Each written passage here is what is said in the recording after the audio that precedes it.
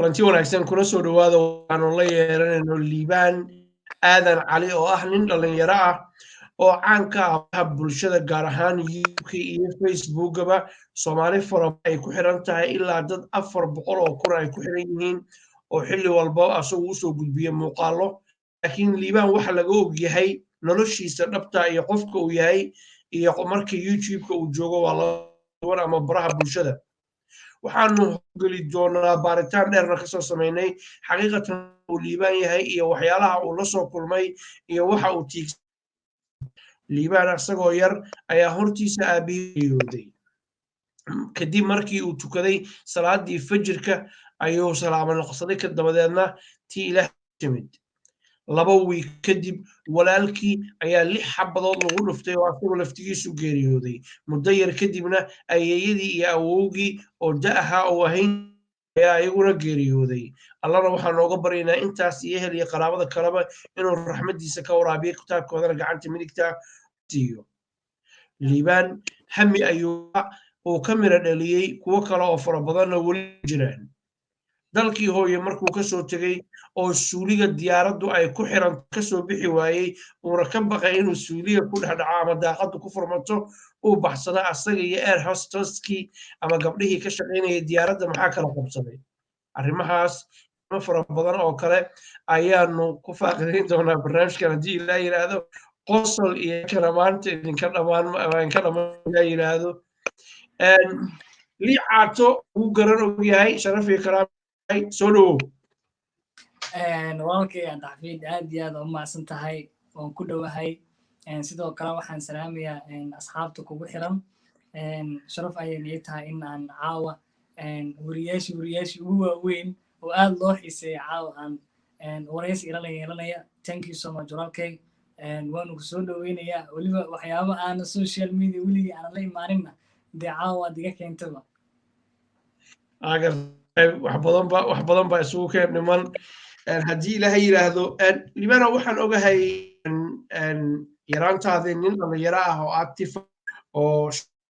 dadka ka qosol siiya oo kaftan badan bay ahayd inta aadan maaragtay riyooyinkaaga qaar aadan ka miro dhalinin bal yaraantaadii iyo magaaladii quruxda badnayd ee muqdisho xaaladdu say ahayd hadda xafiid waa mahadsan tahay run ahaantii ani ahaan lii ahaan horta waxaan soo degay 3 degmo ayaan kasoo degay muqdisho waxaan soo degay degmada yaaqshiid oo aan ku dhashay ilaa alaankan oo hoygayga rasmiga uu ku yaalo sidoo kale waxaan soo degay degmada howlwadaag oo aan ka mid ahaaba lagu qaldeeyey qaxii markii laga soo laabtay oo muqdisho dib loogu soo laabanayay sida in degmada dhalinyaradii ku dhashay oo ku barbaaray oo kale aan ka noqday sidoo kale waxaan degay degmada warta nabadda gaar ahaan xaafadda laba dhagax oo ayadana aan saameyn weyn halkaasi aan ku yeeshay oo aan 3 degmo ayaan tirsadaa oo halkaasi magaalada muqdisho oo aan ahaa qof halkaasi ku koray 3daas degmo oo marwalba markaa lugta aan saaraba waxaa marwalba igu qaldaa inaan halkaasi ku dhashay ku soo barbaaray micnaha sidaan markaas active ugu ahaa dhalinyarada dhanka banooniga markii la dhaho taraqa markii la dheelayo markii meel la wada fadhiyo sidaa micnaha active ku ahaa aan u furfurnaa oo habiga aan u ahaa ayaa dhalinyaradaasi ay siraysay in xitaa lagu qaldeeyey rag dhalinyaro ah oo degmadaas degnaa mase ku dhashay oo haddana horaanba ka dhinteen in aan la dhasho haraagi ayaga aan ka mid ahaayoo kale markaasaan usii raacin jiray waan ahay aan dhihi jiray si micnaha liigu ansixiyey in aan degmada si rasmi ah ugu dhashay ma garatay waa gartay dabcan yaraantaadii waxyaalo fara badan baad la kulantay waxaa jirtay habeenada ka mid a adigoo hurda oo ayeeyo la hurda ama awow oo labadaba guriga ay kula noolaayeen aabbaha allaha u naxariistay inuu ahaa muwaadin salaada uuga rabbi ku xiran salaadii fajirka markuu tukaday kadibna malakul mowt baa u yimid arrintaasu argagax fara badan bay kugu abuurtay iyo adiga laftigaagu naxdin awgeed inaad suuxdid bal arrintaas nooga yar hadda xafiido wallahi horta waa arrin aad iyo aad ilaa alaankan aan xasuusto waa dhacdo aan aad iyo aad aan ula yaabanahay sababtoo ah aabba allah u naxariiste wuxuu ii ahaa saaxiib oo kale maadaama magaalada muqdisho ay ahayd meel aad iyo aad u cabsi badan xitaa haddii aan labada dhinacba meel aadan ka tirsanayn xitaa aad iska tahay qof caadi ah markii aad soconaysa xitaa aad geesahaaga toban mar aad iska fiirinayso goormee gacan bil aadan aa ku bixi doontaa aad is leedahay aaba mar walba wuxuu jeclaan jira markuu shaqada ka yimaado kale habeenkii oo xaafadda yimaado kale anigana dee nin dhallinyaraa iska ahay oo habeenkiina iska qubaysto iska labisto maqribadii kale markaa salaada maqrib aan tukado halka saac oo kale aan magaalku foofi jirin muusan jeclaan jirin markaan sii bixi rabo in oo aniga uu arko markuu yimaado inuu aniga magaalada aaday inuu arko wuu i qaban jiray wuu ila fadhiisan jiray waa wada sheekaysan jirna waa wada shaahin jirna suu waqtiga igu dhumiyo oo 4 saac habeen markii loo gaaro oo dhaho balaayahe hadda xarow ordo seexo saacadan kadib magaalada dad ma jirto meel loo foofiyey maasha Allah aqligaas ayuu igu soo hayn jiray waa wada sheekaysan jirnay marxaladda markaas taaganna aan kala hadlayo qofka marka habeen walba wada kulmaysaan wada sheekaysanaysaan maadaama waalidiinta aan time fiican la isku helin ayagana shaqo ay ordayaan haddana mar walba wuxuu ahaa maadaama aan ahayn dhalinyaro ah inuu ila sheekaysto ila fadhiisto anigana aan aad ugu qanci jiray sheekada waaye iyo sida hooyo isku barteen markuu iga sheekeynayo oo kale waan iskaga jeclaan jiro waan iskala fadhiisan jiro waqtiga halkaas ayaan habeenkii ku dili jiray aan ku dhamaysan jiray aniga asagoo wada qoslayna wada sheekeynayna wada farxsan xitaa dhacdo markaas aniga iyo qaas aheedoo caadi ah ayaan aaba ka wada sheekaysanayay oo waxyaabaha dhanka jaceylka maadaama dhalinyaro leeyahay oo kale ayuu wuxuu dhihi jiray mar walba jaceylka waxaa ka weyn calafka oo kale aaba maxaa dhihi jiray muxuu yahay calafka oo kale suu ugu weyn yahay jaceylka weyn dood noocaas ani aabo na dhex mari jirta mar walba haddana wuxuu mar walba ii sheegi jiray jaceylka inuu calafka ka weyn yahay waan mar walba aan ku qanacday waan wada qosli jirnay waan wada farxi jirnay timeka halkaasaan ku wada qaadan jirnay laakiin waxaa mucjisa igu noqotay habeenkii asagoo ii qoslaya madax ii salaaxayo dhaseexo orodoo wada kaftannay aan qolkayga aan dhanka awowo aniga aan aaday asagana dhanka ayeeyo ama hooyadii saad uba taqaaniin uu dhankiis uu aaday habeenkii markuu seexday subxina aadisaydii ay tahay waa taqaanaa odayaasha waxay kici jireen markii salaad subax kadib ay labistaan salaad subax markay ka baxaan ee shaqada aadi jireen marka aabbo aniga qolka ayeeyuu jiifa anigana qolka waxaan jiifa awowe jiingadii marka qol jiingada uu ahaaye jiingadii aabbo ku soo dhacay markuu salaamo naqsado salaada ka baxay waxaan maqlay ashhadu an laa ilaaha ila allah jiingadii dhacayso fiir uu ku dhufanayo iyo ashhaadkii markaasaan anigii indhaha waan hurdo fududahayo nin waxaa ah mar walba awowihiisu curyaana qol ku haayo waad ogtahay qofkaas wuxuu u baahan yahay maanta oran inaad u kackacdid hurdadii sidii iiga suushayo indhihii tartiib u kala yara qaaday markaasaan haddana maqlay ashhadu an laa ilaaha ila allah iyo jiingadii jubka yeerayso waa yaabay waxaas dhahaa mar walba ku salaada u taagay hadda uu aadaami jiray ama aadaanka tahay haddana sidoo kale 3 mar markuu ku dhuftay ayaan orday oo qolkii ayay galay aabo meesha ku arkay wiil kale walaalkii ah cabdisaaq halkan ka salaamaya isagana ayaa markaas ana ku ordo hurdada aan ka kiciyey aabo meesha ugu imaanay garab qabanay kiciyo dhahay biyo isiiya banaanka u bixinay sida caadada ahaydba salli iyo barkin meesha u dhignay waan yaabanaa waxa aabo markaas ku dhegan aabo la taahayo aabo wuxuu ahaa qof aad iyo aad u xoogan diyaarsan aad u dhisan caafimaad qabay waa yaabanaa marka waxa aabo intaas xanuunka gaarsiinaya oo weliba degdega ah aabo ugu dambeyn gaari ayaan qof deriska ah lagala soo orday marka walaalkayo waxaa dhacday in aabo markaan adiga 4 qof aan ku qaadnay oo aan gaariga saarnay ayaa waxaa dhacday culays fara badan aniga dhankaygana waan dareemay in waxaaba la itusaba aabba uusan sii noolaanay markuu gaariga lala sii cararayay anigana markii aan kheylo afka ku dhuftay markaan kheyliyey aan aadka u kheyliyey oo aan niyadeedana aan ka dhaadhiciyeyba aabba inuusan naf igu soo laabanaynin ayaa meeshii miirka iigu dambeysaba waxaan soo kacay aabba waxaan uu markaas la sakraadayay waqtiga wuxuu ahayd salaad subaxii ahayd deetana waxaan soo kacay aniga oo aan soo laabtay gurigoo aad loo wada buuxo rag iyo dumarba ay wada buuxaan saacaddana ay tahay adiga 5 saac duhurnimo meelahaas aabbana weli loo dhowaan waayo ayeeye ayaaba diidaba in aabba markaas loo gacan qaado ama loo dhowaado masameedkiisa la dhaqo ilaa aniga aan ka soo naaxo oo aan ka soo kaco asaga yaraanka ayaa marka aniga yaraan ayaa guriga u ahaa ayada ayaad jeclaysatay in aan aabba aniga isku dugo saacadda aan ka furo af u daboolo indhaha aan u daboolo ugu dambeyn waa liila taliyey rag waaweyn oo meesha jooga ila hadlay aabbo waxaa lahay liyo markaa nin weyn aan noqotay isaadkee aabbana waxaa ku timaaday geerida laga duceysto mootulfajada ah isku day ayeyn inaad sabar siiso ayeyn hadalkeeda qaado ayeyna gees u bixi gurigana ragga ha loo baneeya aabbo siya u dhaqaan aabbana u tegayo ayey ii ogolaatay saacaddii ka furay isku dugay indhaha u daboolay afkii u daboolay labada lugood isku aadiyey ugu dambeyn rag kale ay hawsha galeen anigana ayay aan meesha ka waday aabana meeshaas ayuu ku tegay Cabdixafiid waa gartay allah u raxmado haddana waxa dhacday arrin kaloo ayada laftigeedu maaragtay xanuunkeeda lahayd oo ahayd in wiil walaalkaa ee muqdisho dhexdeeda lagu dilay oo 6 xabadood ay ku dhacday dabadeedna uu geeriyooday oo waqtiga aabba uu geeriyooday asaga ay u dhexeeyeen 2 ilaa 3 isbuuc arrintaa laftigeedu arrin xanuun ayay ahayd nin yar baad ahayd welina dhalinyaraa tahay culays fara badan baa kusoo food saaray 2 tiir oo waaweyn baa kaa baxay dhab ahaantii ayadana waa midda aan aadkaan ula yaabanahay Cabdixafiid oo sida iskugu soo aadeen aabba marka aan soo duugaynay oo aniga laftigeyga aan sabri waayey dhacdada ilaa aabba markaas anaa la joogo yarka kalena guri kale u lahaa oo iga weyn wuxuu ka mid ahaa raggii godkaba aabba in la galay carrada u dhoodhoobayay madax u saarayay mase dadka ay u dhidhiibayeen carrada in la dhoodhoobo markaas qofka meydka taakada looga dhigayo qofka aabbihii gacantiisu ku duuga ayuu ahaa asagana Axmed Aadan Cali allah u naxariisto 6 xabadood ayaa ninkaasi aabbo ku dhacday oo anigana aan la yaabay oo aan aamini waayey markiina la soo wacay ani yar kaloo walaalkii aan isla joogno subaxii guriga ayay aan ku haynay awoowe na la leeyahay ninkii walaalkiina halkaas ayuu yaalaa meydkiisii aniga waa aamini waayey gabar abba walaashayga meesha ka carartay walaalkii meesha ku cararay mootooyin gaari la wada qaatay la wada baxay aniga waa aamini waayey mayaan dhahay macquul ma aha oo ma dhici karto waayo waan aadna u yaraa haddana ma aaminsanayn in hal family 2 qof mar ka bixi karto oo degdeg ah weliba macquul ila noqon weysay waa iska soo kaca waan qubaystay wax caadi ah iska dhigay ilaa abuu iga soo wacay walaalkii kale markuu guriga ka cararay oo meedkii walaalkii indhaha soo saaray asagoo xabadaha ku yaalaan kadib markuu soo wacay walaalkii asagana oo oynaya ilaah waa run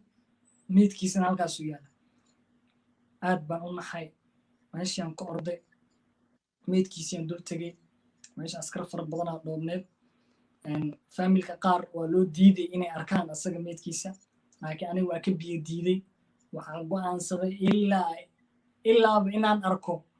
meedkiisa inaan arko indhaha aan saaro waan ku sabro waan iswaalay aada isku waalay askartu waxay dhaheen yarkan aad u yar yahay ninkaana xabado fara badan ku yaalaan waxaa laga yaabaa haddii uu meydkaas indhaha saaro in uu saso asagana markaasi si naxtin leh nafta uga baxdo ayagoo markaa sharciga qofka bini'aadanka ilaalinayaan waa ka biyadiidi waa is adkeeyey waxaan xasuustaa in nin askariya jarnaal ah oo garabka inuu iga qabto dhaa soo daaya inuu dhahay muu adkeysan kartaa walaalkaa oo xabado ku yaalaan oo meeda inay indhaha saarto haa oo adkeysanayaa meeshii u geeyey karfantii dhiig la-aan ka qaaday garabkiisii labadiisa gaboodaan qabto waa caadiyan u istaajiyey waan ku sasay waan ku naxay waan ku qayliyey waa liga fujin waayey meydkii isagana Axmed Aadan Cali isagana halkaas ayuu ku dhintay allah u naxariisto saaxiib waa gartay waxa kaloo jira qaybtan tacsiyadaas geeridaas joogga aan jeclayn aan kusoo gabagabayno qaybaha kale aan u gudubno waxaa jira sidoo kale ayeeye iyo awoowa laftigoodu inay muddo kadib geeriyoodeen ayna isku dhowaayeen ayeeye iyo awoowna 2 qof oo aad ugu dhoweyd bay ahayd waxaa kaloo aan la socdaa in aad ahayd qof baari u ah oo mar walba raaligelintooda ku dadaali jiray maadaama ay yihiin waalid dad waaweyn ay ahaayeen waxayna tusaysaa xaqiiqatan aadba yaraatid oo dhalin yaraatide inaad garanaysay maaragtay waajibka ku saaran in waalidka loo baari falo bal soo dhawow geeridooda laftigeedu saameyn bay kugu lahayd adiga reerka intiisa kaleba soo dhawow si fiican maasha allah walaalkay maasantaa Cabdixafiido sax waaye waa arrin ayagana mucjiso ah wallaahi bilaahi watallaahi waa la yaabay ayeeyo iyo awoowna ayagana dad waayeela ayay ahaayeen laakiin waxba kama aysan dambeynin aabbaha iyo walaalkay iga weyn muddo yara ayagana u dhexaysay waana midda sababtay in aan markaan awoowo asagana garabkayga uu ka baxay ayayna garabkayga ka baxday in riyada markaas aniga nolosha aan ka lahaa in aan sii ambaqaado oo aan sii wato وقرتي أفرتاس أهلكي قراوضة وأهبا وإلهي وحنا قبرنا قلنا حريصو أديكو رد على سلاس أي أو جيري حدنا لما جيري وكروس أي كسو مرين أو حارد أن ولاتين كسوغان أو مورال كاوس بقولمان سوي هاي أوس أيا واحد يلا الله شرفه oo ay kugu dambeysay ayaa dalka dib ugu socotay dabadeedna waa cusubaa oo farxad aan la soo koobi karinin ayaa halka kaaga bilaabatay bankii adiga hooyo macaan isugu dhacay muxuuse kaa arrinkaasi horta wallahi wuxuu ahaa arrin asagana aad u farxad badan hooyo waxaa igu dambeysay anoo aad u daayar dagaaladii markaas ka qarxeen magaalada muqdisho la wada qaxay waagii ceelasha ayaa hooyo igu dambeysay araggeedii muddo markaan waxay iga maqneed adiga 10 iyo dhowr sano ah hooyo UK ayay ku nooshahay waxay garowsatay maadaama aan ahay yaraankeedii haddana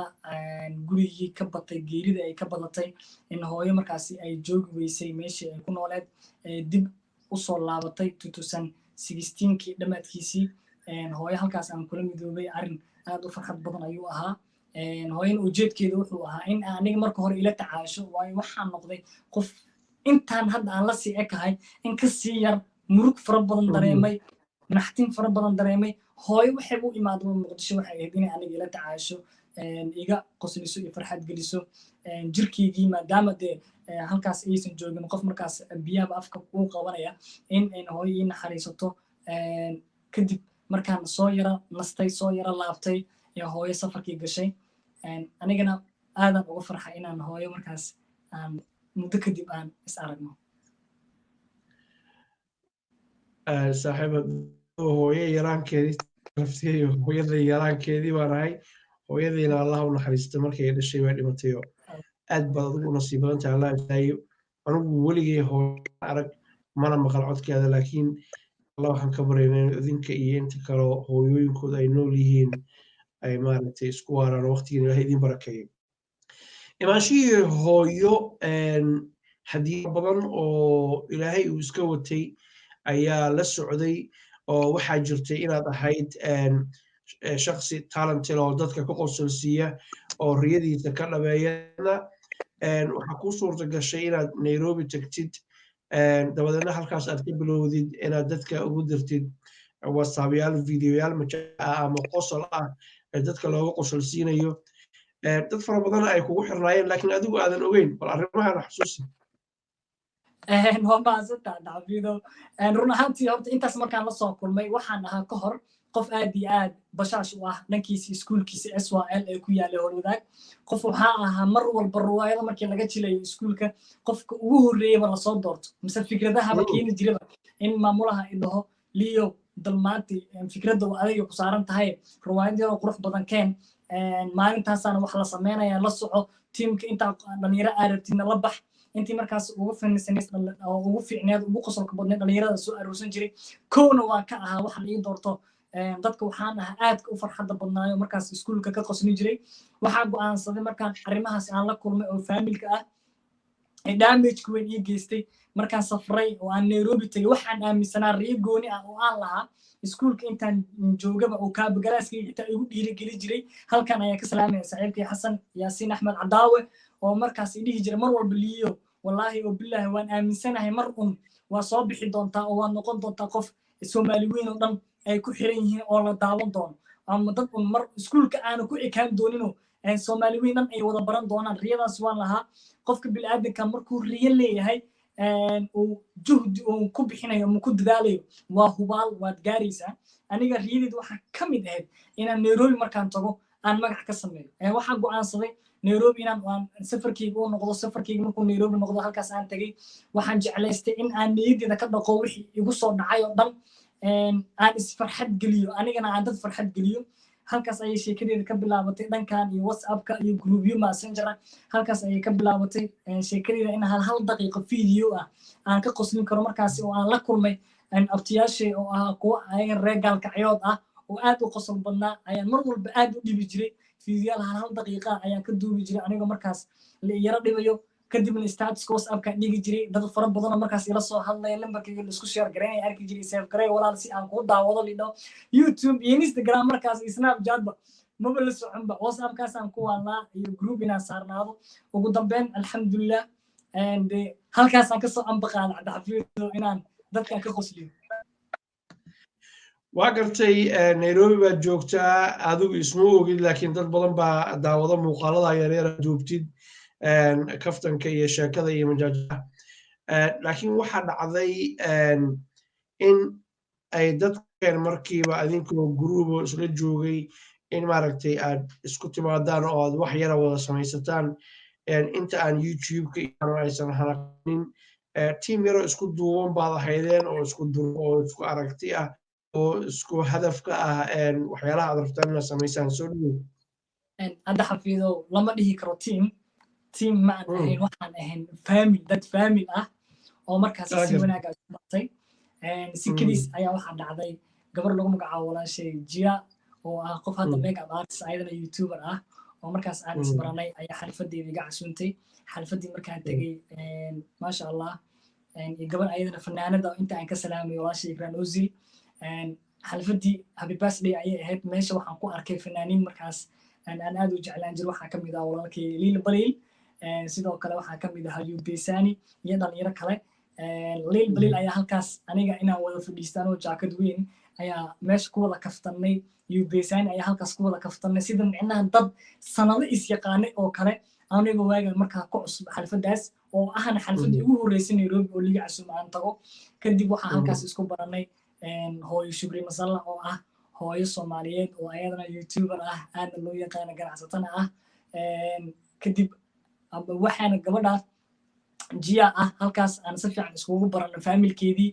maalmaha kamid halkaas waxaan joogaa haddana isku sii barano walaalkii Muniir oo qof saaxiibkii ah iyo walaalkii Lucky ugu dambeyn waxaa dhacday maalmaha kamid ah anigoo islii dhex socda ayaa Lucky arkay Lucky wuxuu yiri xalfadii markay soo dhamaatay kadib weey waa maan camal laga joogo Lucky islii ugu dhex arkay oo soo wada dukaan meesha ku lahaayeen aniga ma ooyeen dukaanka Muniir ayaa joogay Muniir ayaa meesha ku sii wada kaftanay wada ku sheekeysanay cabaar meesha ku wada qosonnay waxaa dhacday markaa inaan isla markiiba maqrib markii la gaaro dukaankii la xirayay ay dhahaan waan raacaysaa xaafadii aan raacaysaa waayo labadooda markaas waxay lahaayeen YouTube oo markaas wax soo wada duubi jireen kadib aniga aan meesha dhex tagay habeenkii ugu horeysay fiidiyoogii halkaas ayaan ku wada duubnay ku wada baashaanay ku wada kaftanay aad iisii jeclaadeen ayaga fiidiyoogeyga ugu horeeyay in aan dadka qosliyo mas ayagaba aan ka qosliyo sidoo kale inaan hooyo Shukri oo markaas ayadan ahayd qof fadhiga guriga fadhiya la daawanaya maadaama dhalinyaro yaryar aan nahay waxa aan sameynayno fikradahana sidoo kale hooyaday halkan aan ka salaamayo hooyo Sureer oo ah ayadana aad u kaftan badan oo guriga markaas aan isku baranay family aad u qurux badan halkaas ku noqonay ruwaayadaha aniga aan keeni jira oo aad u qosol badnaa iyo challenge markaas aniga aan keeni jiray siba wax keligii aan keeni jira ma ahayn markaasi waa wax la isku fikrad darsan jiray waxaan dhahayaa oo kale waxaan ay ahay maxaa ku dari kartiin ayagana way ku dari jireen oo wax qosol badan halkaas ka soo bixi jiray waxaan noqonay dad aad iyo aad loogu xirmo YouTube-kiina aad iyo aad u sarkaco dala jeclaado family-ka aad loo soo xariiriyo dhalinyaradan hooyo Shukri maadaha gacanta ku haya hay dhigi jirta waa wiilasheedii dukaankana waa joognaa gurigana waa joognaa YouTube-kina waa kaaga soo horeen Cabdixafiido marka team work oo aad u qurux badan ay ahayn sidoo kale waxaan halkan ka salaamayaa saaxiibkay Muniir oo asagana magac aad u qurux badan teamka u bixiyay ayagoo markaas Soomaaliyeed noogu magac dareen team Shukri Masalla balse Muniir ayaa xasuustaa in uu magac uu aad u qurux badan oo aan ku noqon uu bixiyay oo ahaa Mulali Boys waxaa laga soo gaabiyey waa Muniir iyo Lucky iyo Lee oo laga soo jaray Laadi Iidi iyo Lucky iyo Maadi oo isku xiray Mulali Boys marka sidaas ayaan yara kacnayo rag markaasi dad farxad geliya bulsho ay ku xiran tahay aan noqono xitaa kaliya aan ku ekaan janaalka Muniir bas inaan halkaas aan dadka ugu qoslino kii Jia soo baxay meesha noqotay wada kaale wada farxad socota ugu dambeyn waxaan halkan aad iyo aad ugu salaamaya oo Shukri oo markaas ayadana ii aragtay qof markii kaamirada la soo hordhigo waxaa jira inta kaamirada la bilaabay in la yara ka kaftamo inta wax la duubin oo kale waxaan ahaan jiray qof mar walba jecel in wax aqriyo kale anigoo kaamiriga hor fadhisan waxaa iska dhigi jiray weriye mase qoraal dheer marka arko inaan akhriyo markaas hooyo shukri saas in ay fiisay lii waxaa kuu qarsoone youtube kaloo gooni ah magacaaga furo marka halkaas fikirkii ka yimid halkaasuu fikirkii ka yimid oo youtube-keyga lii caata isagana aan asagoo furnaa aan bilaabay sheekadan ah qisooyinka ku dhaca dee annaga dhan wada damage aan moogta allah jecel fara badan qof baa jecelo dad baa shaafta lala soo kaca marka emotionalka dadka aad u jeclaan jiray in aan soo wariyo oo ama qisooyinka jecelka laba qof oo kale tagay oo kale mise qof jecelkiisii guuldarro ku dhammaado oo kale oo xanuun badan in aan soo wariyo markaas qoraal dheer oo qof whatsapp iga soo qoray ayaan youtube-keyga kusoo gudbin jiray waxa aad iyo aad micnaha aan xasuusta aan ugu qoslay cabdixafiido in habeenkii ugu horreysay youtube-keyga marka aan qiso aan soo dhigay oo markaas munid iga duubay uu soo idhibgeliyey uu soo geliyey waxaa dhacday subscribe-ka habeenkaas 15,000 oo subscribe ay ugu soo xirmay markaas abtiyaalan joogaa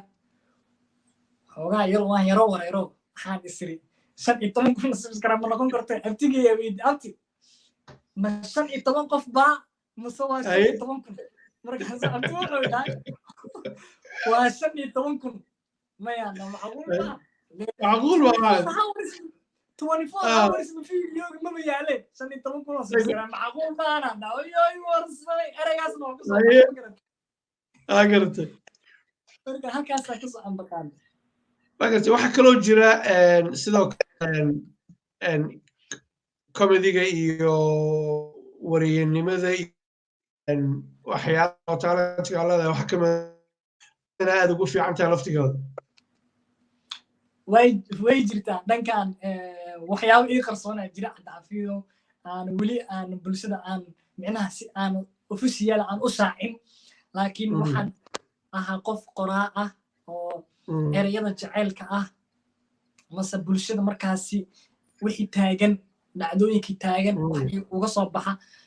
qoraalo yaroo qurqurux badan waxaa jira hadda shaksi halkan aan ka salaamayo oo lagu magacaabo walaal agshay oo ah isagana qof soo gudbiya dareenka dadka oo muusi qurux badan micnaha abwaanka wuxuu curiyaa maansooyin qurux badan oo curiyaa kadib waxaa loo dhiibaa fanaanka la xamiistiyo u dhiibaa waa la kala bixiya aniga marka qoraal qurux badanaan diyaariyaa waxaan u dhiibaa walaal agshay kadib wuu soo habeeyaa dee laxankii asoo saaran oo soo dooyaa oo soo daayaa markaas dadkii oo dhan la wada ilmeynayaa markaas qofkii qalbigiisaan ka dhex hadlaynaa waxaan jeclaystay markaas agshay in aan dhaho xaalad markaas anigii haysata darteed in aadan ku soo qorin magaceyga oo ah camal waxaa iskale liya iskale aadan dhihi ma garat aduu nin dhalinyaraa tahay shukaansi iyo jacayl ma daayaan maxaa liibaan ka aaminsan yahay jacaylka cabdixafiido saxaab mucjisaanta arrinkaa ma aqaan qof kuu soo taabtay